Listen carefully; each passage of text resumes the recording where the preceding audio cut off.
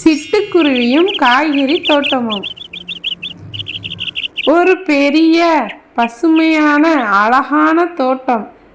அங்கே நிறைய காய்கறிகள் சந்தோஷமாக வாழ்ந்து கொண்டிருந்தன.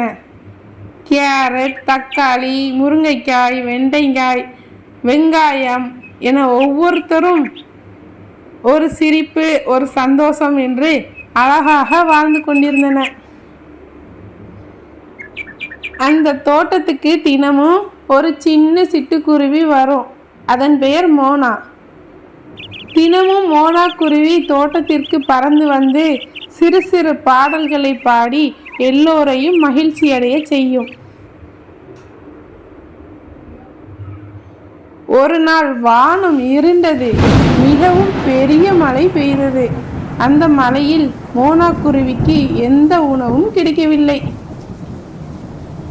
சோர்வாக அது ஒரு கொடி மேல் உட்கார்ந்து பயமாக குலுங்கிக் கொண்டே அழ ஆரம்பித்தது.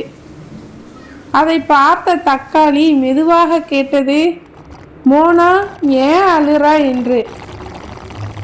மோனா குருவி கண்ணீரை துடைத்து கொண்டே சொன்னது, 2 நாட்களாக எனக்கு உணவு கிடைக்கல, ரொம்ப பசிக்குது.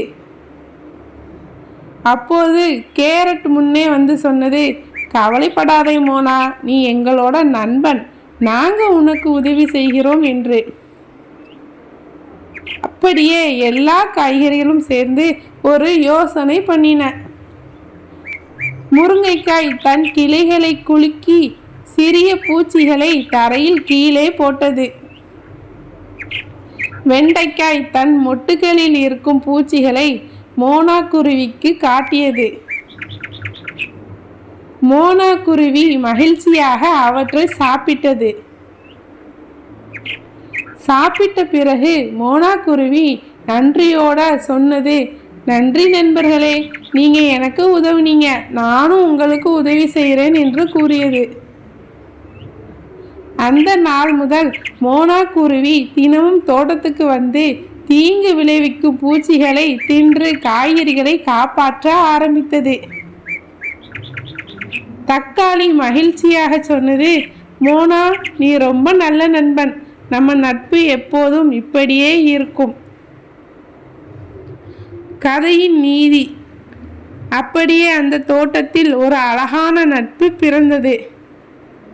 உதவி செய்தால் நட்பு இன்னும் வலுவாகும். சிறியது பெரியது என்பது இல்லை, உதவும் மனம் இருந்தால் போதும். குழந்தைகளே, இந்த அழகான கதை உங்களுக்கு பிடித்திருந்தா லைக் பண்ணுங்கள், ஷேர் பண்ணுங்கள், மறக்காமல் நம்ம சேனலை சப்ஸ்கிரைப் பண்ணுங்கள்.